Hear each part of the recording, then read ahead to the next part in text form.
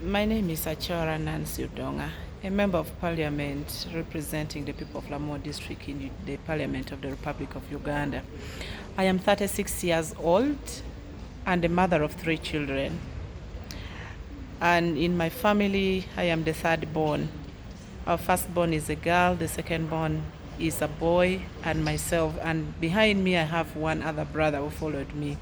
Our father died when I was 7 years old of age in 1994. And while I was growing up, I had a passion that in my life, when I grow up and I get educated, I should really become a member of parliament. I started getting the vision of becoming a member of parliament when I was in primary 6. And I saw myself getting through things and thorns despite all the difficulties growing up with only a single parent. My mother did not go to school. She was a businesswoman, and even up to now, she's still doing business, though at a small scale. But one thing that kept me moving forward and kept me pulling every dream of my life is passion for leadership. When I was growing up, I saw myself getting to different ladders of leadership at primary level, secondary, university, at tertiary level, small gathering that I would always be called for workshops, training.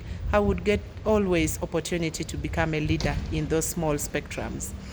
And another driving force that made me to be a member of parliament is my roots.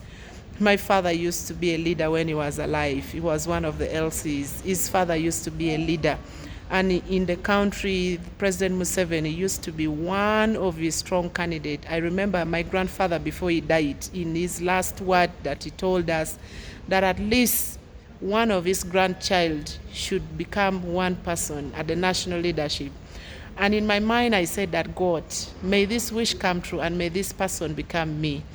I am very excited that one of these days, God is taking me forward. I am moving places to places, not because I am so fortunate, but because I work towards achieving those goals. In life, my young generations, you cannot get where you want to be unless you work for it. Leaders of the nations, leaders at the global parliament, we have always moved around the world, because in the Parliament of Uganda, I have also been entrusted among only 6 delegates that represent Uganda at international level.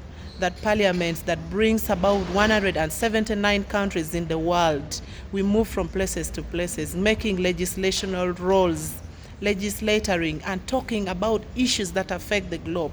But most importantly, issues of women and the young people of these countries that comes together to speak in common voices. I want to encourage you wherever you are.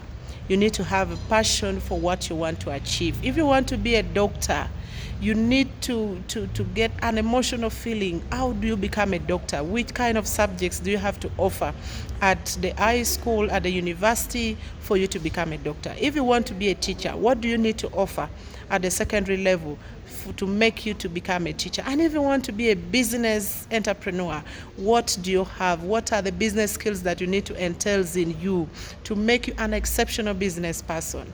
And that is what has given me all the blueprint to be a good leader, because I needed to do more of a leadership skills. I needed to build myself by staying through and near the people that I see that they are role models in leadership in my country.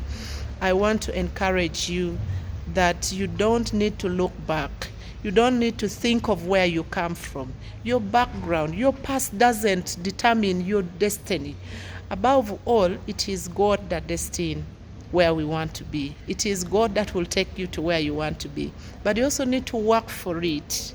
You need to do a hard work. You need to persevere. You need to toil. You need to sweat to reach your destiny. If you're lazy, you can't reach where you want to be. For example, if you want to be a pilot, that means you need to work an extra mile. You need to know all the geographical locations. You need to offer geography. You need to know history. You need to know so many things. Science comes first when you want to do that. So as young generations globally, there is high time for us to look forward in achieving our goals and dreams through hard work, because it pays. When you don't work, you don't achieve. I want to take this singular honor to thank Unite Africa for giving me this opportunity to speak to you, for the good work that you're doing in the African continent and across the globe.